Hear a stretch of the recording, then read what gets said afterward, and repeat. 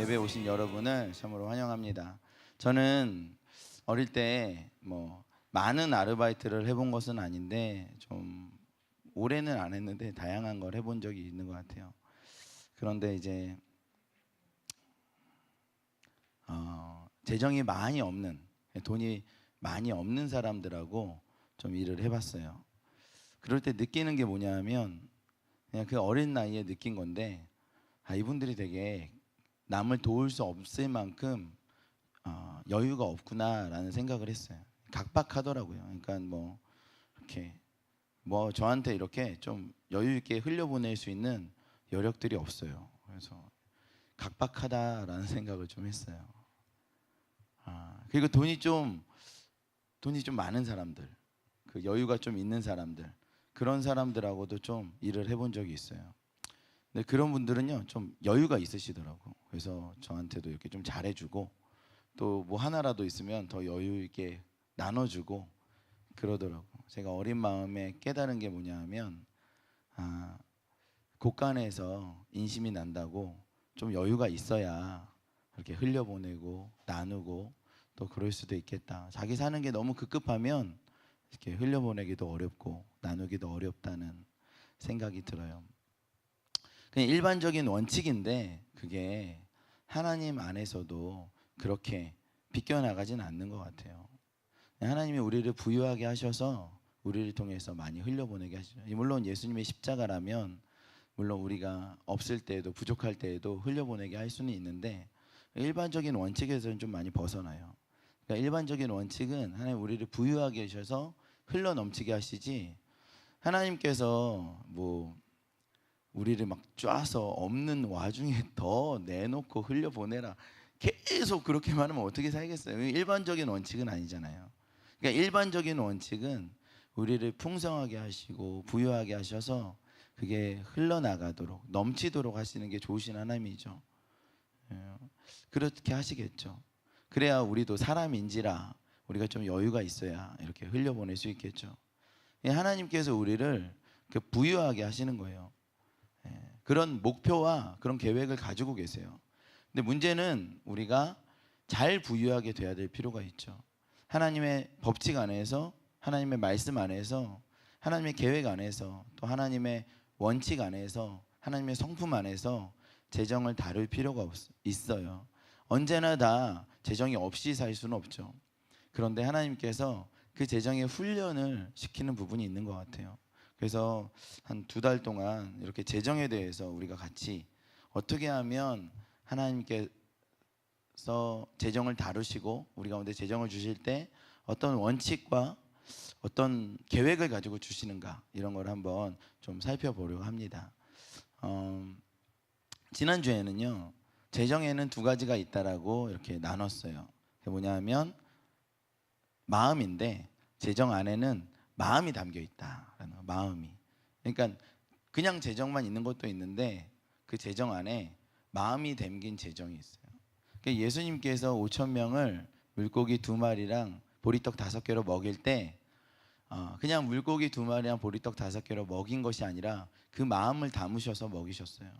이스라엘 백성들이 쭉 오고 있는데 먼저 어떤 마음이 있냐면 먹이고 싶다는 마음이 있었어요. 내가 저들을 먹이고 싶다. 그러니까 예수님의 그 마음이 있는 거죠. 그래서 먹는 사람들이 예수님이 이 마음을 가지고 우리를 먹이신다라는 생각을 하면 좋죠. 그런데 그냥 양이 많고 질이 좋네 이런 생각만 하면 좀 아쉬운 거죠. 예수의 마음이 있어요. 그러니까 예수님의 마음이 2가지로 나누는데 그게 뭐냐 하면 하나는 하나님을 경외하는 마음이었어요. 그러니까 예수님 스스로가 그 물질을 만들어내지 않으시고 보리떡 5개랑 물고기 2마리를 이렇게 두시고 하늘을 우러러 이렇게 축사하셨어요. 그러니까 그게 하나님을 경외하는 마음이었어요. 그러니까 우리가 재정 안에 하나님을 경외하는 마음을 담을 수 있을 것 같아요. 그리고 그러면 좋겠죠. 내가 가진 재정 안에 하나님을 경외하는 마음이 참 있으면 좋죠. 우리가 드리는 헌금 안에 그냥 주일이니까 헌금 10,000원, 요즘에 트렌드는 5,000원인가? 내가 어릴 땐 1,000원이었는데 그랬는데 지금은 얼마인지 모르겠어요. 아무튼 그거 그냥 이렇게 내는 게 아니라 우리 하나님을 경외하는 마음을 들여서 담아서 작은 재정이라도 하나님을 경외하는 마음을 담아서 이렇게 주면 좋죠. 내가 어느 선교사님 헌금할 때도 해야 되니까 하는 것보다는 하나님을 경외하는 마음을 담아서, 어떻게 담는지 모르겠는데 어떻게든지 각자에서 담아서 드리면 좋죠. 담으려고 노력하면 좋죠. 두 번째 마음은 뭐냐면은 이런 거였어요. 저 사람들을 사랑하는 마음. 그러니까 그 재정이 그냥 재정이 아니라 그냥 내가 해야 되기 때문에 하는 게 아니라 저들을 정말 사랑하는 마음으로 이걸 표현한다면 그 재정은 동일한 10,000원이고 동일한 10,000원이지만 어떤 재정 안에는 그 두 가지 마음이 담겨져 있고 또 어떤 재정 안에는 그 마음이 없을 수 있죠. 월드미션 교회 안에 있는 우리가 융통하는 모든 재정 안에는 그 두 가지 마음이 있으면 좋겠다는 생각이 들어요. 하나님을 경외하는 마음과 또 사람을 사랑하는 마음, 그 마음을 담아서 이렇게 흘려보내고 나누고 그러면 좋겠다는 생각이 들어요. 오늘은 또 하나님께서 우리 가운데 어떤 재정의 원칙을 가르쳐 주실까 좀 생각을 해봤어요. 이 본문에서 나오는 얘기 중에 하나인데요. 대부분 다 우리는 재정에 맞춰서 살아요. 인생의 계획을 짤 때도 내가 얼마나 재정이 있는가, 내가 휴가를 갈 때도 내가 얼마나 재정이 있는가, 내가 뭘 살 때도 내가 얼마나 재정이 있는가, 내가 누굴 도울 때도 얼마나 재정이 있는가. 뭐 나쁜 거라고 말할 수는 없는데 그런 태도가 그리스도인으로 충분하진 않을 수도 있어요. 모든 삶을 재정이 있는 만큼만 하는 것, 여러분 그것을 사모하세요? 아니면은 뭐 그렇게 살기를 원하세요? 돈이 있는 만큼 뭘 사고 휴가를 가고 인생의 다음 계획들을 돈만큼 그렇게 할 수 있다. 그러면 우리는 대부분 다 그렇게 살잖아요. 그러면 어쩌면 돈이 우리 가운데 제한하는 만큼 사는 거예요. 오늘 설교의 주제는 돈이 제한하는가 주님이 제한하는가 그런 내용인데요. 돈이 제한하는 만큼 살면 성경은 되지를 않는다고 말하고 있어요. 그러니까 돈이 있는 만큼 산다. 대부분 다 그렇게. 그런데 돈이 제한하는 게 아니라 하나님의 말씀이 제한하는 것. 돈이 많아도 하나님의 말씀이 제한하면, 돈이 적어도 하나님의 말씀이 제한하면, 그러면 좀 하나님 말씀에 맞춰서 하면 제가 믿기로는 돈도 들어온다고 믿어요. 하나님 말씀이 있으면 돈도 들어온다라는 생각이 들어요. 여러분 계속 돈의 제한을 받으면 조금 어려워요. 그리고 좀 그렇습니다. 우리 바람은 있죠. 그래서 돈이 아주 많아서 전혀 나를 제한하지 않고 그냥 제한을 받지 않고 사는 거. 아마 대부분의 사람들은 그러기 위해서 살 거예요. 돈이 아주 많아서 제한받지 않고 사는 거. 그런데 그거는 이제 일어날 수 없는 일이에요. 그리스도인이라면. 그러니까 허상과 같은 거 아니겠어요? 돈이 아주 많아서 전혀 제한받지 않고 내가 하고 싶은 그대로 하는 것, 그렇게는 하나님이 그리스도인이라면, 하나님의 자녀라면 그렇게 두지는 않는 것 같아요. 하나님은 차근차근 훈련시키는 것 같아요. 오늘 본문에서도 이삭이 이제 애굽에 가기로 결정합니다. 이스라엘 백성, 이스라엘 안에 흉년이 들었어요. 본문 한번 볼까요, 같이? 보면은 아브라함 때 1절에 첫 흉년이 들었더니 그 땅에 또 흉년이 들매 이삭이 그랄로 가서 블레셋 사람 아비멜렉에게 이르렀더니, 근데 블레셋에 이르렀지만 이 사람이 원했던 길은요 애굽이었어요.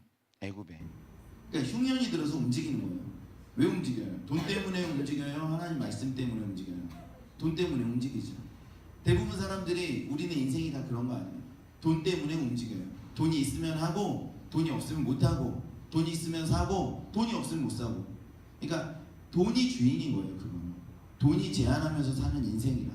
근데 이삭도 그러한 삶을 살았어요. 아, 돈이 없으니까 거길로 가야겠다. 양식이 없으니까 거길로 가야겠다. 그러니까 우리 대부분의 사람들에게 자연스럽게 일어나는 현상이에요. 그런데 급하게 하나님이 개입하세요. 그리고 애굽으로 가지 말고 블레셋 그랄에 머물라라고 말씀하세요. 그러니까 하나님 말씀이 개입하는 시기죠. 거기가 풍년이 있는 땅이 아니에요. 풍년이 있는 땅은요 애굽이에요. 나일강이 범람해서 늘 1년에 몇 차례를 풍년이 임해요. 여기는요 풍년 있는 땅이 아니에요. 그러니까 여기 있을 이유가 없어요. 근데 하나님이 개입하셨어요. 그러고 뭐라고 하시냐면 여기 있으라 그래요. 글 아래 있으라 그래요. 그러니까 이삭이 거기에 순종하고 글 아래 있기 시작합니다. 우리가 이런 인생을 살아야 될 필요가 있어요. 재정에 맞추는 것이 아니라 하나님의 말씀이 있다면 그게 돼야 돼요. 하나님 말씀이 우리 삶의 방식과 방향을 정하는 최종 근거가 되어야 돼요. 재정이 내가 이렇게 사는데 내 삶의 방식과 방향을 설정하는데 최종 근거다. 여러분 그건 그리스도인답지 않잖아요. 그렇잖아요. 하나님 말씀이 있으면 그렇잖아요. 예. 우리 안에도 그런 은혜가 있기를 예수님 축원합니다. 곧 있으면 명호 형제랑 우리 조이 간사 결혼하는데 그 결혼하는 과정들을 보니까 저도 어릴 때 결혼했던 생각이 나요. 근데 결혼하는 만한 상황도 아니었고 환경도 아니었는데 재정도 많이 없었어요. 1월 달에 결혼을 승낙받고 2월 14일에 결혼했어요. 결혼하는 과정이 한 달 정도밖에 없었어요. 그러니까 뭐 정신 없었죠. 그런데 즐겁게 했던 것 같아요. 지금 생각해 보면 그때도 뭐 그렇게 어렵지 않았어요. 그런데 그때 그래도 집중하려고 했던 건 뭐냐면 하나님의 말씀을 가지고 우리의 정체성을 두고 하나님의 말씀이 열어준 만큼 누리고 그렇게 살려고 노력하고 좀 애쓴 것 같아요. 그래서 더 즐거웠던 것 같아요. 재정이만큼 딱 이렇게 근거되면요 자기 마음 안에 여러 가지 마음이 들 수 있어요. 세상이 갖다 주는 마음도 좀 들 수 있어요. 그러나 재정의 상황을 맞추지 않고 하나님의 말씀에 맞춰서 하나님 말씀이 최종 근거가 되고 하나님이 열어주시는 만큼 누리고 하나님이 열어주시는 만큼 감사하고 기쁘게 하면 하나님께서 우리 가운데 풍성하게 열어주시는 것 같아요. 주변의 사람들이 고생했을 수도 있는데 그래도 우리의 삶의 방식에 동의해 주시고 존중해 주셔서 감사하죠. 안 그랬으면 그렇게 살기가 좀 어려웠겠죠. 어쨌든 저와 저희 가족은 그냥 하나님의 말씀에 근거해서 살려고 애를 썼던 것 같아요. 뭐 그렇게 했다 이렇게 말하기는 좀 부족하지만 그렇게 하려고 애쓴 것 같아요. 우리 인생의 모든 영역에서 내가 어떤 일을 하든지 대부분 다 재정이 주인이에요.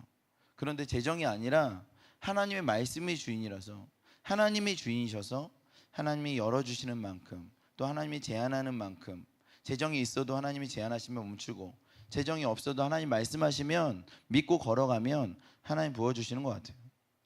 이삭이 그런 인생을 살았어요. 글 아래 머물기 시작했습니다. 그 이삭에게 좋은 일만 있었던 건 아니에요. 우물을 팠어요. 그 고대 근동에서 우물은 굉장히 중요한 의미를 가지고 있죠. 생계를 넘어서 생존에 필요한 것이에요. 이 사막지대에 우물이 없으면 어떻게 살겠습니까? 그 우물을 팠어요. 사람이 1m만 땅을 파도요 얼마나 힘든지 모릅니다. 근데 우물이 뭐 한 1m 파가지고 될 문제가 아니잖아요. 1m 판다고 우물이 나오는 게 아니잖아요. 그러니까 얼마나 힘들게 우물을 팠겠습니까? 1m 파고 또 2m 파고 3m 파고 팠는데 물은 안 나오고 검정물만 나와. 이거 뭐야? 에이 잘못 봤다. 지금 같으면 대박인데 그때는 이제 몰랐죠. 그래서 또 파고 또 파고 또 파고. 그러니까 물이 터지면 로또인데 물이 터지지가 않는 거예요. 여기도 파고. 근데 이삭은 달랐어요. 이삭은 물만 파면 우물이 터지기 시작해요. 그 그랄 지방이 흉년이었는데 그 그랄 지방에 사는 사람들이 화가 나는 거예요. 이 사람은 뭔데 우물만 파면 물이 터져 나오냐? 좀 이상하다 해가지고 그 사람 집에 갔더니 우물만 파가면 물이 나오는 그 복이 있는 거예요. 텃세가 있죠. 텃세가 있어요. 그래서 이 사람을 막 밀어내고 막 이러는 거라. 그 이삭이 거기다 대응하고 싸우고 막 지지고 볶고 막 이러는 게 아니라 이삭이 그냥 내어줘 버렸어요. 그냥 내어줘 버렸어요. 또 저쪽으로 갔더니 또 내어줬어요. 또 우물을 팠더니 사람들이 와서 내어줬어요. 또 우물을 파니까 사람들이 와서 괴롭혀 내어주는 거예요. 바보 같죠. 왜 그런가? 근데 내어주기 시작했어요. 그냥 쓰라고. 또 판다고 우물이 나올 확신은 없었지만 그래도 내어주는 거예요. 좀 그리스도인들이요, 재정이 좀 부족하다 할지라도 여유가 있으면 좋겠어요. 이삭이 왜 그랬을까? 이 사람은요, 경쟁으로 사는 사람이 아니에요. 경쟁으로 사는 사람이 아니라, 이 시대는 경쟁 관계에 있어요. 경쟁이 심화돼서 동네와 동네가, 개인과 개인이 그 정도로 경쟁하고 먹고 살았는데, 그게 아니라 세계와 국제화의 바람이 10년, 20년 동안 불었잖아요. 이제 경쟁이 전 세계적으로 하는 거예요. 물론 열심히 노력하면 성공할 수 있죠. 그런데 그 길이 너무나 좁아졌다고요. 그러니까 열심히 노력하면 성공할 수 있지만 그 길이 너무나 좁아지고 소수에게 부와 권력이 편중되는, 그리고 대부분의 사람들은 패배자로 그런 마인드를 가지고 그냥 살아가는 거예요. 다시 올라가려고 해도 쉽지가 않아요. 경쟁은 너무나 치열해진 사회를 살아가고 있어요. 그런 시대를 살아가고 있어요. 어떻게 살아야 됩니까? 근데 그리스도인이 어떻게 그렇게 경쟁에서 그냥 이렇게 양보할 수 있을까? 여유를 가질 수 있을까? 예수님을 만났기 때문에 그런 거죠. 요한복음 5장에 38년 된 병자가 있습니다. 그 38년 된 병자가 베데스다 연못에서 넋을 놓고 기다리고 있어요. 뭘 기다려요? 예수님, 아니 천사가 내려와서 물을 한번 휘저으면은 누구든지 거기에 들어가면요, 1등으로 들어가는 사람은 어떤 병이든지 고쳐요. 그러니까 모든 사람이 상상해 보세요. 그 연못 주변에 모든 병자들이 어딜 바라보고 있겠어요? 천사만 바라보고 있는 거예요. 언제 내려오냐? 다 여기만 집중하고 있어요. 그리고 천사가 내려오면 빨리 뛰어가서 거기에 몸을 담그면 어떤 병이든지 낫는 거예요. 무한 경쟁 사회를 말하고 있어요. 아마도 공정 경쟁은 이루어지지 않았을 것이에요. 그런 사회, 우리가 사는 사회와 동일하죠. 모두가 다 그것만 바라보고 있는데 예수님이 나타나셨어요. 예수님이 와서 좀 만나려고 하는데 비키라 그럽니다. 누구세요? 비켜요. 내가 너랑 얘기 좀 하겠다 그러는데 얘기하고 싶지 않아요. 잠깐이라도 얘기하면요, 그 기회를 놓치면 안 되니까 얘기할 수가 없어요. 예수님이 거기에 있는 수많은 사람들한테 찾아가서 얘기 좀 하자 그러는데 얘기할 수 없어요. 이 경쟁 사회에서 조금이라도 한눈에 파면 이길 수가 없어요. 1등만을 기억하는 사회인데 1등이 될 수 없으면 아무 의미가 없어요. 얘기할 수 없어요. 근데 38년 된 병자에게 물어봤습니다. 네가 낫고자 하느냐?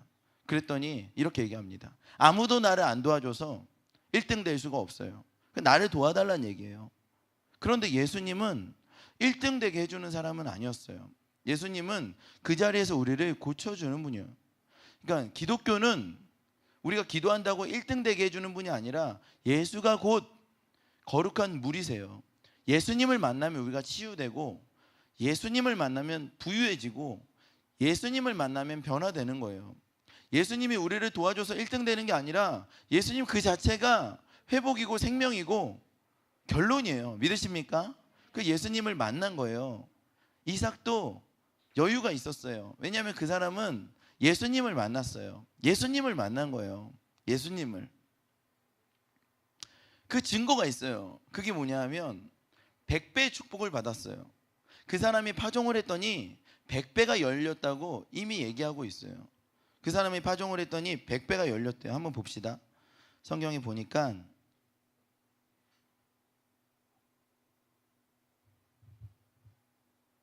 12절에 이삭이 그 땅에서 농사하여 그의 100배나 얻었고 여호와께서 복을 주심으로 그 사람이 창대하고 왕성하여 마침내 거부가 되어 흉년인 이 땅에서 아브라함은 100배의 열매를 얻었어요. 마침내 거부가 되었어요. 그게 마침내라는 뜻은 하나님의 마침내일 거예요. 하나님의 그를 거부되게 만들기 원하셨어요. 만들기 원하셨어요. 그러니까 그렇게 거부니까 100배의 축복을 받으니까 재정이 좀 많으니까 여유로운 거예요. 그래서 그 경쟁이 아니라 나는 주님이 계시다 이거예요. 나는 하나님이 계시다 이거예요.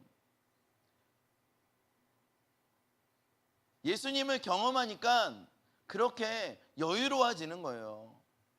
그런데 여기서 끝나는 게 아니야. 그럼 그 사람은 왜 100배의 축복을 받았는가? 예수님을 만난 게 무엇인가? 하나님의 말씀 안에 거한 거죠. 100배의 축복은요, 현상이고 그 근거가 어디냐 하면 하나님이 그랄 지방에 머물라고 했는데 약속을 주셨어요. 뭐라고 말씀하셨냐 하면 이렇게 말씀하셨어요. 네가 이 땅에 거류하면 3절에 내가 너와 함께 있어 내게 복을 주고 내가 이 모든 땅을 너와 내 자손에게 주리라. 내가 내 아버지 아브라함에게 맹세한 것을 이루어 네 자손을 하늘의 별과 같이 번성하게 하며 이 모든 땅을 네 자손에게 주리니 네 자손으로 말미암아 천하 만민이 복을 받으리라. 이는 아브라함이 내 말에 순종하고 내 명령과 내 계명과 내 율례와 내 법도를 지켰음이라 하시니라. 그 근거가 뭐냐면 3절 초반에 이 땅에 거류하면, 그러니까 너가 이 땅에 거류하면, 이삭도 이 땅에 거류하고 싶었을까? 당장을 보면요 애굽으로 가야 됩니다. 그래야 먹고 살 수 있어요. 이 땅이 흉년이라, 이스라엘과 동일한 흉년인데 내가 여기 왜 있습니까? 텃세 심하고 이방 땅이고, 차라리 그럴 거면 이스라엘로 가지 내가 왜 여기 있습니까? 근데 하나님이 말씀하세요. 이 땅에 거류하면, 그냥 하나님의 약속의 말씀 때문에 그 자리에 있었더니 100배의 복을 받는 것이에요. 그 말씀 안에 거하면 하나님이 이루시는 거예요. 이 말씀을 거한다는 것 자체가 예수를 만나는 거예요. 목사님, 예수를 어떻게 만나요? 그 말씀 안에 거하세요. 하나님의 말씀 안에 거하시면 그 100배의 복을 받는 거예요. 여유로워져요. 그래서 더 이상 경쟁이 아니라 예수로 충분합니다 라는 고백이 나오는 거예요. 이 사람이요 말씀 안에 거했기 때문에 이 모든 복을 받는 거예요. 그냥 원리가 그래요. 원리가 그렇잖아요. 말씀 안에 거하니까. 이 사람이 처음에는 우물을 팠는데 사람들이 와서 그 우물을 다퉜어요. 그러니까 이 우물을 에색이라 그러고 다툼이라고 하고 그냥 주고 왔어요. 그 다음에 우물을 또 팠는데 우물을 또 와서 대적합니다. 뺏으려고 그래요. 줘버렸어요. 이 우물을 신나라 그랬어요. 다음 우물을 팠는데 이 우물은요 그 전보다 훨씬 더 크고 기름지고 아주 풍성해요. 그런데 이 우물은 뺏기지 않았어요. 대적들이 와서 우물을 빼앗지 않아요. 그러니까 이 우물은 르호봇이라 그랬어요. 그리고 이 우물의 뜻은 뭐냐면 하나님께서 우리 지경을 넓히셨다라는 뜻이었어요. 한번 볼까요? 22절에 이삭이 거기서 옮겨 다른 우물을 팠더니 그들이 다투지 아니하였으므로 그 이름을 르호봇이라 하여 이제는 여호와께서 우리를 위하여 넓게 하셨으니 이 땅에서 우리가 번성하리로다 하였더라. 이렇게 풍성하게 받는 거예요. 하나님의 복이 이런 줄 믿습니다. 하나님 우리 가운데 이런 풍성한 복을 주실 줄 믿습니다. 우리가 말씀 안에 거하면 하나님의 풍성한 복을 누리고 여유롭게 흘려보내는 그런 사람이 될 줄 믿습니다. 그런데 벼랑간 이상한 일이 생겨요. 그게 뭐냐 하면 거길 떠나버리는 거예요. 이삭이 거길 떠나요. 그렇게 풍성하고 그렇게 좋은 땅을 떠납니다. 갑자기 떠나요. 왜 떠난지 성경은 설명하고 있지 않아요. 그 이동을 했다는 건요 거길 버리고 떠났다는 거예요. 르호봇, 자기가 얘기하기 그렇게 좋은 곳이었는데 거기를 두고 딴 곳으로 떠나버려요. 딴 곳으로. 이게 문제인 거죠. 이게 좀 더 어려워요. 가난할 때는 하나님 명하신 곳으로 가기가 쉬워요. 그런데 이제 부유해졌고 살만해졌어요. 풍성해졌어요. 그런데 하나님 또 말씀하셨어요.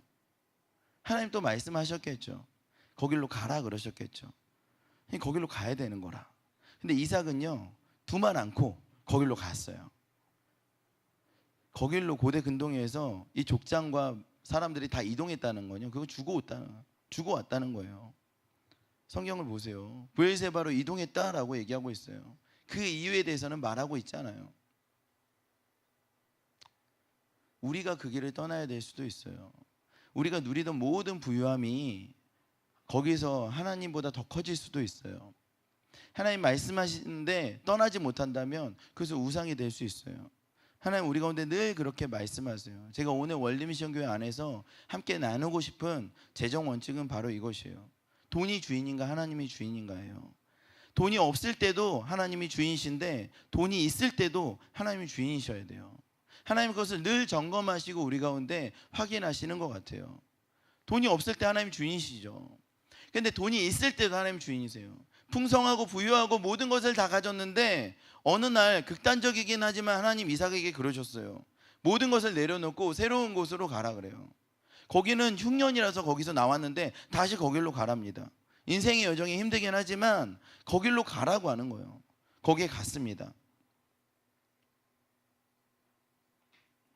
하나님의 지혜와 우리의 지혜는 달라서 하나님이 말씀하시면 거길로 가는 거예요. 갔더니 24절에 이 말씀이 있어요. 그 밤에 여호와께서 그에게 나타나 이르시되 나는 내 아버지 아브라함의 하나님이니 두려워하지 말라.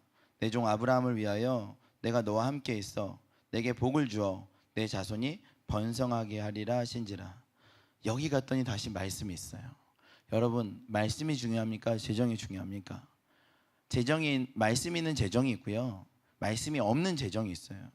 르호봇에 계속 있었으면 말씀 없는 재정이에요.